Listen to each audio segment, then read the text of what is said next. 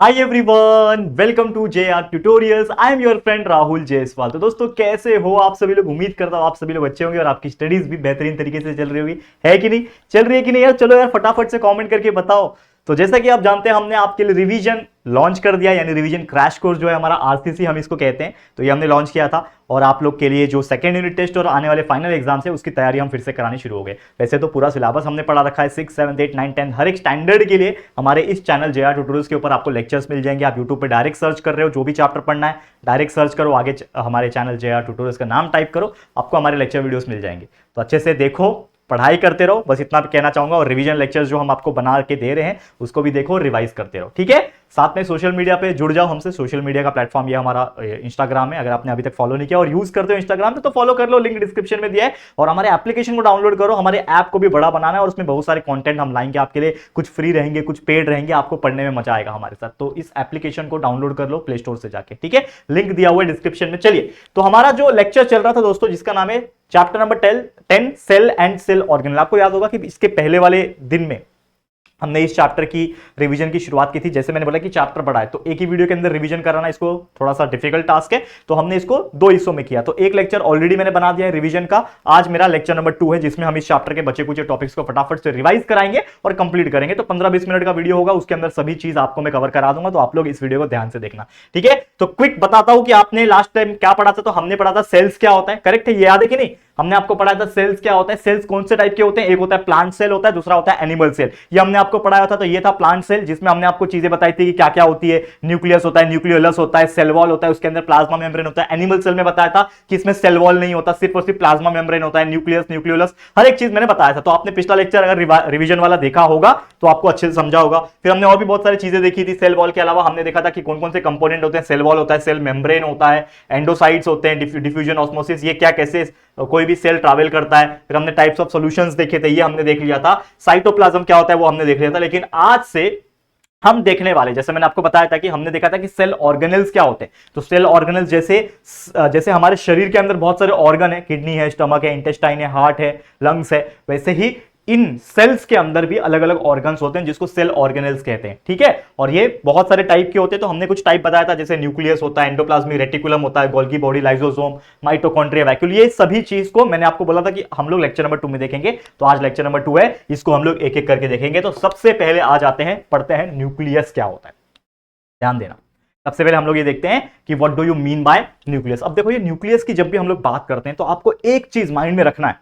ये मैंने आपको बताया था कि जब हम सेल पढ़ रहे थे, आपको मैं फिर से ये बीच बीच में डायग्राम दिखाता रहूंगा। हम लोग जब सेल पढ़ रहे थे दोस्तों, तो सेल में हमने क्या देखा था कि पूरा पूरा जो सेल होता है उसके अंदर एक सबसे इंपॉर्टेंट ऑर्गन प्रेजेंट है सेल का, जो कि है दोस्तों न्यूक्लियस। ये वाला जो हिस्सा आपको देखने मिल जा रहा है, एक सेकेंड ध्यान देना, ये वाला जो हिस्सा आपको देखने मिल रहा है, तो ये जो पार्ट है that is nothing but the nucleus. ये क्या है?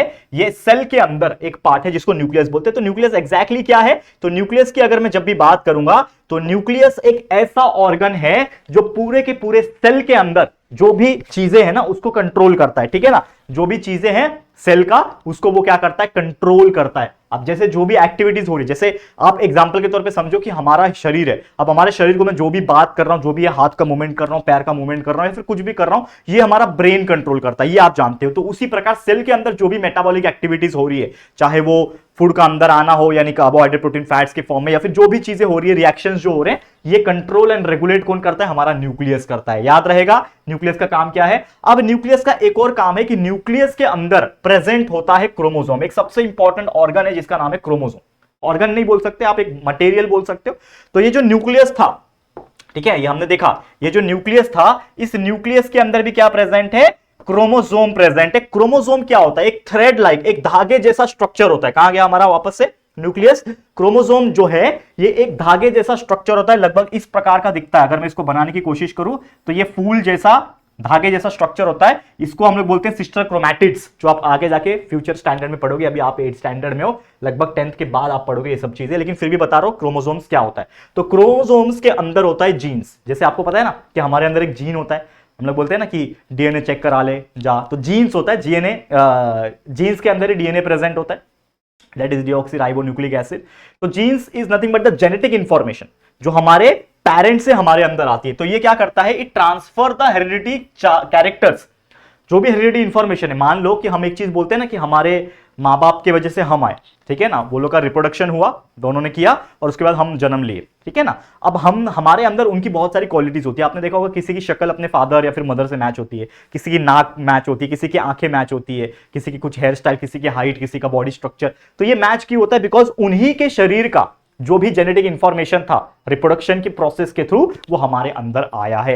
एंड दैट वो चीज क्यों पॉसिबल हुआ? किसने पॉसिबल किया? न्यूक्लियस ने। क्योंकि न्यूक्लियस एक ऐसा ऑर्गन है जो इन जेनेटिक इंफॉर्मेशन को क्रोमोसोम्स के फॉर्म में, जीन्स के फॉर्म में वो अपने अंदर रखता है। और जब भी सेल डिवीजन होता है तो ये सेल डिवीजन के थ्रू क्या करता है? पास ऑन करता है, यानी generation by generation pass on करता है। और इसीलिए हम लोग बोल सकते हैं कि सबसे इंपॉर्टेंट पूरे सेल ऑर्गेनल्स में सबसे इंपॉर्टेंट जो ऑर्गन है वो क्या है? न्यूक्लियस है, हम बोल सकते हैं।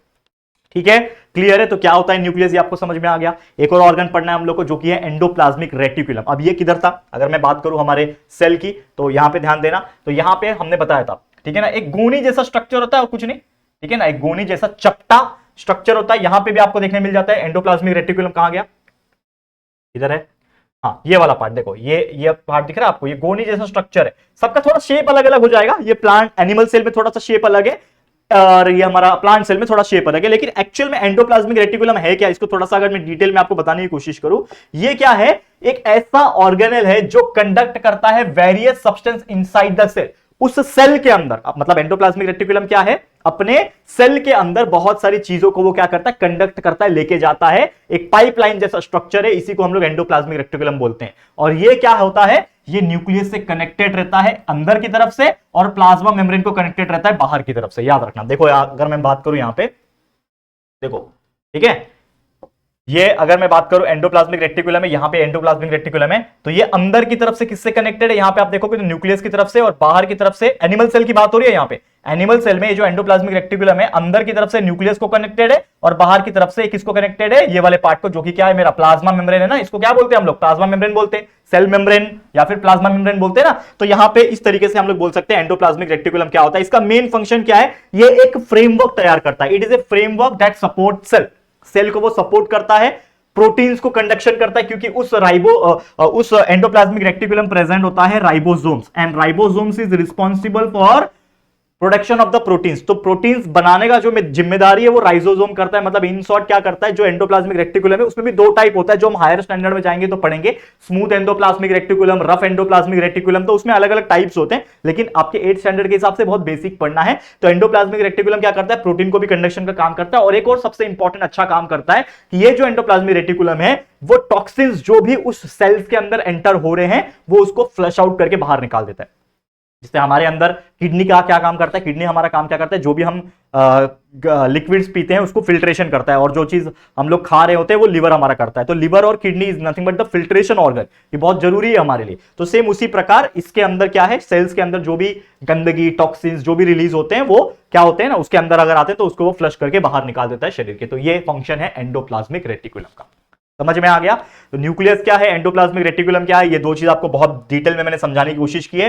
नेक्स्ट अगर मैं बात करूं गोल्गी कॉम्प्लेक्स। अब ये गोल्गी कॉम्प्लेक्स क्या है? पहले डायग्राम में देखते हैं गोल्गी कॉम्प्लेक्स। ठीक है, तो ये रहा, ये जो आपको दिख रहा है, ये जो पार्ट दिख रहा है आपको, this is nothing but the Golgi complex. ये भी एक गोनी जैसा स्ट्रक्चर दिखता है। यहां पे भी आप देखो गोल्गी, गोल गोल गोल गोल गोल्गी मैं इसको ऐसा याद रखता था बचपन में ना, जब गोल्गी कॉम्प्लेक्स, गोल्गी बॉडी भी बोलते हैं इसको। तो जब हम पढ़ते थे ना तो हम लोग ऐसे गोल्गी मतलब गोल गोल गोल गोल ऐसा याद रखता था। चलो कोई बात नहीं। तो गोल्गी बॉडी क्या है ये आप देखने मिल गया कि आपको कहां कहां प्रेजेंट है। अब गोल्गी बॉडी की जब हमने बात किया तो गोल्गी बॉडी क्या है? ये एक 5 से 8 हॉलो सैक यानी गोनी, सैक मतलब क्या होता है? गोनी जैसा स्ट्रक्चर है जो एक दूसरे को पैरेलली एक दूसरे को कनेक्टेड रहता है। यहां पे भी आप देख पा रहे होंगे डायग्राम में कि यहां पे ये गोनी जैसा स्ट्रक्चर है और एक दूसरे को यहां पे पैरेलली कनेक्टेड है। अगर देखो मैं डायग्राम फिर से थोड़ा रफ करके आपको बताने की कोशिश करूं, ये आपको देखने मिल जा रहा है। यहां पे आप देखोगे तो ये एक गोनी, ये दूसरा गोनी, तीसरा, ये चौथा, ऐसे 4 5 8 गोनी, 5 से लेके 8 गोनी आपस में पैरेलली एक दूसरे को क्या होते हैं? अटैच होते हैं, और इसी को हम लोग बोलते हैं गोल्गी बॉडी। लेकिन इसका काम क्या है भैया? गोल्गी बॉडी का काम क्या है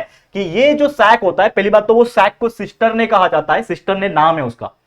इस गोनी को, जो गोनी जैसा स्ट्रक्चर जैसे मैंने बोला ना ये पैरेलली एक दूसरे को अरेंज है, तो उस गोनी को सिस्टर ने कहते हैं। और उस गोनी के अंदर, सैक के अंदर एंजाइम्स प्रेजेंट होते हैं। जैसे हमारे स्टमक के अंदर HCl हाइड्रोक्लोरिक एसिड प्रेजेंट है और बहुत सारे एंजाइम्स प्रेजेंट है ताकि खाने को पचा सके, उसी प्रकार यहां पे बहुत सारे एंजाइम्स प्रेजेंट है और ये एंजाइम्स सिक्रीट करता है। सिक्रीट मतलब रिलीज करता है। जैसे हमारे मुंह के अंदर सलाइवा आता है, थूक आता है, सलाइवा कहां से आता है? क्योंकि यहां पे हमारे सलाइवरी ग्लैंड्स प्रेजेंट होते हैं जो कंटिन्यूअसली पानी जैसा थूक जो होता है वो निकालते रहते हैं ताकि हम जो भी खाना खाएं उसको वो चबाने में हेल्प हो सके और उसको सॉफ्ट बना सके। उसी प्रकार सेल्स के अंदर जो भी लिक्विड फ्लूइड एंजाइम्स रिलीज करने की जो जिम्मेदारी होती है वो इस गोल्गी अपैरेटस, गोल्गी कॉम्प्लेक्स की होती है, गोल्गी बॉडीज की होती है। और ये क्या करता है? It helps in the formation of cell wall. ये अपना एंजाइम्स को और बहुत सारी चीजें, प्रोटीन वगैरह भी सिक्रेट करता है ताकि सेल वॉल बन सके।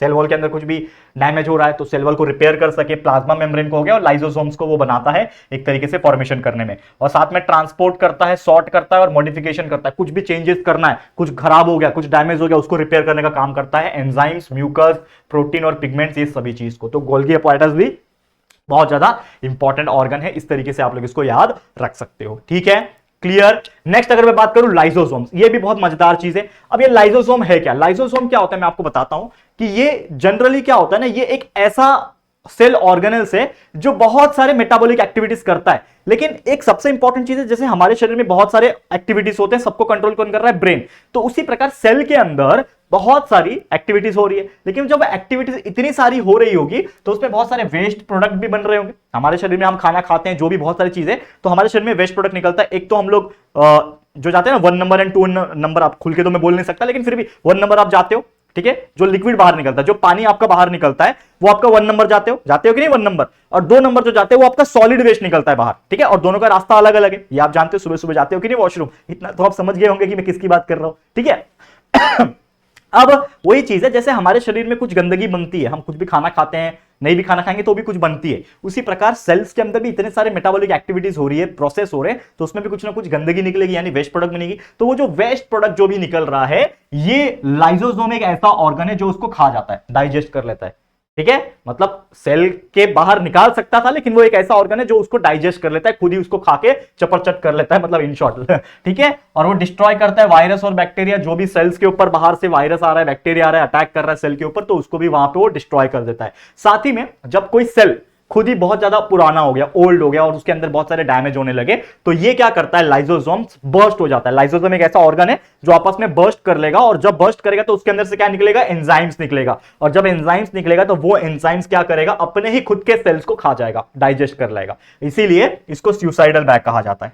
क्या कहते हैं कि लाइसोसोम्स जो होते हैं, lysosomes are also called as, याद रखना ये चीज, also called as suicidal bags, ठीक है? खुद ही अपने सेल को खा जा रहा है ना, तो सुसाइडल बैग हुआ ना, पर अच्छी चीज है, वो डैमेज हो रहा है, सेल खराब हो रहा है और पुराना हो गया तब वो खाएगा, अदरवाइज नहीं खाएगा। तो सुसाइडल बैग इसको कहते हैं। क्वेश्चन कभी कभी पूछता है dash is the suicidal bag, dash is called as the suicidal bag, ठीक है? या फिर क्वेश्चन गिव रीजन में आता है why lysosomes is called as the suicidal bag, क्यों? क्योंकि अपने पुराने सेल को वो खा जाता है, that's why it is called as the suicidal bag, याद रखना। ये हो गया हमारा लाइसोसोम, चौथा टॉपिक। नेक्स्ट टॉपिक है माइटोकॉन्ड्रिया। बहुत इजी है। अब जैसे कि मैंने आपको स्टार्टिंग के लेक्चर्स में बताया था, जब मैं आपको ये पढ़ा रहा था, तो हमने देखा कि हमारे शरीर में एनर्जी कैसे बनती है। तो मैंने आपको एक बेसिक रिप्रेजेंटेशन बताया था कि जब भी हम ऑक्सीजन लेते हैं, ऑक्सीजन लिया, तो जैसे मैंने ऑक्सीजन लिया, हमारे शरीर में ना बहुत सारे फूड प्रोडक्ट प्रेजेंट होते हैं, जो हमने खाना भी खाया होता है, और साथ ही में हमारे पास फैट प्रेजेंट होता है। हमारे शरीर में हर इंसान के पास थोड़ा थोड़ा फैट होता है, ठीक है ना? चर्बी जिसको बोलते हैं।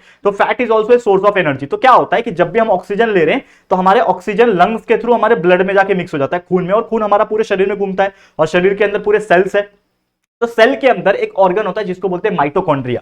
तो उस माइटोकॉन्ड्रिया में ऑक्सीजन और जो भी हमने खाना खाया रहता है in the form of carbohydrate, protein, fats, वो जाके एक तरीके से उनका रिएक्शन होता है, और वो रिएक्शन की वजह से क्या होता है? एनर्जी बनती है। तो एनर्जी जो होती है, वो एनर्जी हमारे अलग अलग ऑर्गन्स को चलाने में, जो भी किडनी चल रहा है, हार्ट चल रहा है ना, उसको चलाने में हेल्प करता है, और बाहर का जो भी एक्टिविटीज हम करते हैं फिजिकल, वो भी हमें हेल्प करता है। तो इन शॉर्ट, ये माइटोकॉन्ड्रिया एक ऐसा ऑर्गन है जो एनर्जी को प्रोड्यूस करता है। It produce the energy rich compound, जिसको एटीपी कहते हैं। ये बहुत इंपॉर्टेंट चीज है, याद रखना।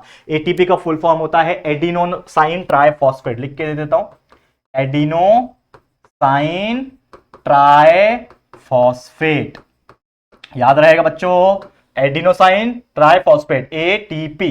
तो एडिनोसाइन ट्राइफॉस्फेट एक ऐसा चीज है जो आपको क्या करता है? ये एनर्जी बनाता है। मतलब जैसे करेंसी बोल सकते हो, जैसे हमने बोलते हैं ना नोट, तो एक रुपया बोलते हैं, तो रुपया is the unit of the currency. उसी प्रकार यहां पे जो एनर्जी बन रही है, उसका करेंसी यूनिट क्या है? वो है एटीपी। एटीपी के फॉर्म में एनर्जी बनता है। साथ ही में ये जो माइटोकॉन्ड्रिया है, वो आपका प्रोटीन बनाने के लिए काम करता है, कार्बोहाइड्रेट्स बनाता है, लिपिड्स बनाता है, और उसी एनर्जी का, जो एटीपी का एनर्जी था, उसी एनर्जी का इस्तेमाल करता है। तो ये माइटोकॉन्ड्रिया एक बहुत इंपॉर्टेंट ऑर्गन है। कहां प्रेजेंट होता है? मैंने डायग्राम में दिखाया था आपको स्टार्टिंग में, देखो ये माइटोकॉन्ड्रिया दिख रहा है, this part is called as the mitochondria. समझ में आ रहा है, क्लियर है, देखने मिल रहा है आपको। तो यहां पे भी देखो, चाहे आप एनिमल सेल की बात कर लो, चाहे आप प्लांट सेल की बात कर लो, ये जो ऑर्गन है, इस चीज को, इस ऑर्गेनेल को हम लोग माइटोकॉन्ड्रिया बोलते हैं, जिसका एक ही मेन काम है, मतलब काम तो और भी 2-3 है, लेकिन सबसे इंपॉर्टेंट काम क्या है, एनर्जी बनाना, जिससे आपकी सेल्स और आपके शरीर में एनर्जी होती है और जिससे आप फिजिकल एक्टिविटीज कर पाते हो। नेक्स्ट क्या है, हाँ, वैक्यूल्स। अब ये वैक्यूल्स क्या होता है, इसको आपको समझना पड़ेगा। तो देखो वैक्यूल्स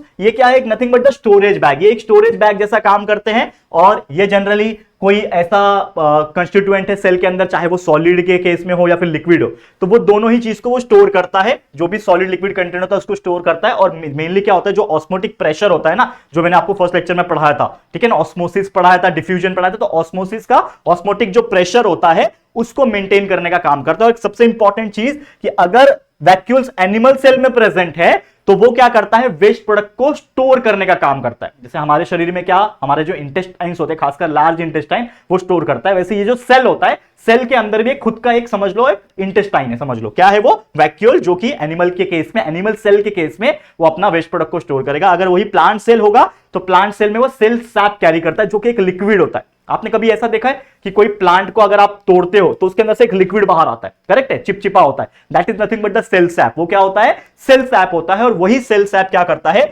ये सेल के अंदर टर्जिडिटी या फिर रिजिडिटी को मेंटेन करता है। जो भी सेल होता है वो टर्जिड कब बनता है, जब उसके अंदर जो लिक्विड कंटेंट है वो ज्यादा हो जाता है, तो वो टर्जिड बन जाता है, और वही लिक्विड अगर निकल जाता है तो वो फ्लैसिड बन जाता है। और साथ ही में जो सेल है उसको रिजिड भी होना पड़ता है, क्योंकि अगर वो इतना नरम रहेगा तो वो आराम से ब्रेक डाउन हो सकता है। तो इसके लिए रिजिडिटी और टर्जिडिटी मेंटेन करने के लिए उसके अंदर सेल सैप प्रेजेंट होता है, और वो किसके पास से आता है, वैक्यूल्स के पास से आता है। करेक्ट, समझ में आ गया वैक्यूल्स क्या होता है। लास्ट 2 है, फटाफट से देख लेते हैं। नेक्स्ट है 7th पे प्लास्टिड्स। अब ये प्लास्टिड्स क्या होता है, नाम आपने सुना होगा प्लास्टिड्स। तो ये एक ऐसा सेल ऑर्गेनेल है जो नॉर्मली किसमें प्रेजेंट होता है, प्लांट्स के सेल में प्रेजेंट होता है, एनिमल्स में एब्सेंट होता है, एनिमल सेल में एब्सेंट होता है। इसका एक सबसे इंपॉर्टेंट चीज आप याद रखोगे कि plastids is responsible for colour. जैसे कि आपने देखा होगा कि जो प्लांट्स होते हैं उसमें अलग अलग कलर आ जाते हैं, ठीक है। एक सबसे इंपॉर्टेंट कलर क्या होता है, ग्रीन कलर, जो कि क्लोरोफिल से आता है, जो हम लोग क्लोरोप्लास्ट में देखेंगे। लेकिन बहुत सारे और भी कलर हो जाते हैं, ठीक है। तो वो कहीं ना कहीं कलरिंग का जो काम करता है वो प्लास्टिड करता है, करेक्ट है, ये याद रहेगा। और साथ ही में जो फोटोसिंथेसिस प्रोसेस हो रहा है, ठीक है, इसमें भी अपना योगदान देता है। और एक और सबसे इंपॉर्टेंट चीज, it is also responsible for manufacturing and storing of food. जो भी फूड को प्रोड्यूस करने का जो काम है वो कहीं ना कहीं प्लास्टिड्स भी रिस्पॉन्सिबल करता है। अब देखो एक चीज क्या है ना, कि हम लोग को एक चीज पता है कि हमारा जो फूड है वो लीव्स के अंदर बन रहा है, ठीक है। तो लीव्स के अंदर जो बन रहा है, तो लीव्स के अंदर कहां बन रहा है, प्लास्टिड्स के अंदर आप बोल सकते हो बन रहा है, जिसमें क्लोरोप्लास्ट भी इक्वली रिस्पॉन्सिबल है, और यहां पे प्लास्टिड जो मैंने आपको बताया ये भी रिस्पॉन्सिबल है। और ये किसमें हो रहा है, प्लांट्स के केस में ही हो रहा है। नेक्स्ट अगर आखिरी टॉपिक की बात करें, जो हमारा लास्ट टाइप का सेल ऑर्गेनेल है, जो कि है क्लोरोप्लास्ट। अब ये क्लोरोप्लास्ट है क्या दोस्तों, इसको समझ लो, बहुत इंपॉर्टेंट है। क्लोरोप्लास्ट एक ऐसा सेल ऑर्गेनेल है जो सबसे ज्यादा इंपॉर्टेंट है हमारे फोटोसिंथेसिस प्रोसेस करने के लिए। एक चीज हम बचपन से पढ़ते आ रहे हैं कि प्लांट्स जो होता है वो फोटोसिंथेसिस प्रोसेस करता है। फोटोसिंथेसिस मतलब क्या, कि प्लांट्स के अंदर लीव्स होती है, लीव्स के पास होता है क्लोरोफिल नाम का एक पिगमेंट, जो कि ग्रीनिश कलर का पिगमेंट होता है, और उसी की वजह से लीव्स या फिर जो भी पार्ट जो होती है वो ग्रीन कलर की होती है। तो क्लोरोफिल पिगमेंट है, ऊपर से वो सनलाइट को एब्जॉर्ब करता है, एटमॉस्फेयर से कार्बन डाइऑक्साइड को लेता है, और रूट एब्जॉर्ब करके लाता है with the help of xylem, वो पानी को ट्रांसपोर्ट करता है लीव्स के पास। अब इतने सारे चीज जब उसके पास मिल जाता है तो वहां पे होता है एक रिएक्शन, एंड वो रिएक्शन को हम फोटोसिंथेसिस प्रोसेस बोलते हैं, जिससे हमें एनर्जी मिलती है in the form of adenosine triphosphate, correct है। अब वो जो एडिनोसाइन ट्राइफॉस्फेट है यानी एटीपी जो है वो बनती है, लेकिन कहीं ना कहीं क्लोरोप्लास्ट अगर नहीं होता तो ये जो फोटोसिंथेसिस प्रोसेस है वो नहीं हो पाता। एंड दैट्स व्हाई क्लोरोफिल जो है ये बहुत ज्यादा इंपॉर्टेंट है, जो क्लोरोप्लास्ट में प्रेजेंट होता है, जो क्या करता है, सोलार एनर्जी को ट्रैप करने के लिए बहुत ज्यादा इंपॉर्टेंट है। अगर वो क्लोरोफिल नहीं होता तो जो सनलाइट चाहिए प्लांट को, वो सनलाइट प्लांट तक पहुंच रहा होता लेकिन वो एब्जॉर्ब नहीं कर पाता। तो एब्जॉर्प्शन का काम कौन करता है, यही भाई साहब, कौन, क्लोरोफिल भाई साहब, जो क्लोरोप्लास्ट के अंदर प्रेजेंट है, सोलर एनर्जी को एब्जॉर्ब करता है एंड फिर उसको कन्वर्ट करता है किसके अंदर, केमिकल एनर्जी, जिसको हम लोग फूड बोलते हैं, ठीक है। वो लोग के लिए फूड हमारा दाल चावल वाला फूड नहीं होता, वो लोग के लिए फूड उनका क्या है, केमिकल है, उनके लिए उनका chemical energy is nothing but food. हमारे लिए ऐसा नहीं है ना कि हमने धूप ले लिया और हमारे अंदर शक्ति आ गई, ऐसा नहीं होता। हमको प्रॉपर तरीके से खाना खाना पड़ता है, जिसका एक रिएक्शन, मेटाबॉलिक रिएक्शन होता है हमारे सेल के अंदर, माइटोकॉन्ड्रिया के अंदर, तब जाके एनर्जी बनती है, करेक्ट है, समझ में आ रहा है। नेक्स्ट, अब क्लोरोप्लास्ट के अंदर एक और सबसे इंपॉर्टेंट चीज प्रेजेंट होता है जिसको बोलते हैं क्रोमोप्लास्ट। अब नाम से समझ लो, क्रोमो, क्रोमा का मतलब होता है कलर, ठीक है। तो कलरिंग का, जैसे मैंने प्लास्टिड का भी एग्जांपल दिया, लेकिन जो मेनली फ्लावर्स एंड फ्रूट्स आपने देखे होंगे जो रंग बिरंगे कलर के हो जाते हैं, लाल पीला हरा नीला आपने देखा होगा, तो ये जो कलरिंग आते हैं इसी क्लोरोप्लास्ट की वजह से आते हैं। तो क्लोरोप्लास्ट क्या, क्रोमोप्लास्ट नॉट क्लोरोप्लास्ट, क्रोमोप्लास्ट क्या करता है, अलग अलग कलर्स प्रोवाइड करता है डिफरेंट डिफरेंट टाइप्स के फ्लावर्स एंड फ्रूट्स को। इसके अंदर भी बहुत सारे पिगमेंट्स आते हैं, ठीक है ना, फिर वो कैरोटीन होता है, फिर और फाइकोलिबिन्स होती है, बहुत सारी चीजें होती है जो आप 11th स्टैंडर्ड में बायोलॉजी में पढ़ोगे, जो मैं ही आपको पढ़ाऊंगा, टेंशन मत लेना। और हमारे अभिषेक सर भी है, तो वो भी आपको बहुत सारे लेक्चर्स प्रोवाइड कर चुके हैं, तो आप देख सकते हो। लेकिन अभी आप 8th स्टैंडर्ड में, तो आपका लेवल बहुत छोटा है, इसके लिए मैं बहुत डीप में भी नहीं घुस रहा हूं, ठीक है, समझ में आ गया। तो बस यही था दोस्तों हमारा टॉपिक। इसी के साथ हमने ये पूरा सेल का स्ट्रक्चर और साथ में सेल के जितने भी सेल ऑर्गेनेल्स है ये हमने पढ़ा दिया। इसी का मतलब क्या हुआ है कि इसी के साथ ये पूरा का पूरा चैप्टर हम लोग ने आपको रिवाइज करा दिया है दोस्तों, करेक्ट है, समझ में आ गया। तो बस इसी के साथ इस वीडियो को एंड करता हूं, और भी ऐसे वीडियोस आते रहेंगे हमारे इस चैनल के ऊपर, आप लोग बस बने रहिएगा। ये वीडियो आपको कैसा लगा है प्लीज हमें कमेंट करना, वीडियो पसंद आया है तो प्लीज इस वीडियो को लाइक कीजिएगा, शेयर करना आपने जितना हो सके फ्रेंड्स को, सबको बताओ यार राहुल सर इतना मेहनत कर रहे हैं आके, यार रिवीजन भी करा रहे हैं ऑलरेडी सब चीज पढ़ाने के बावजूद भी। तो प्लीज शेयर टू एवरीवन, और फर्स्ट टाइम चैनल पे आए तो फटाफट से हमारे चैनल को सब्सक्राइब करके बेल आइकन को भी प्रेस कर देना, ताकि वीडियोस की जो नोटिफिकेशन है वो आप लोगों को मिलती रहेगी, ठीक है फ्रेंड्स। तो चलो जल्दी मिलेंगे फिर एक और न्यू वीडियो में, तब तक के लिए thank you and good bye.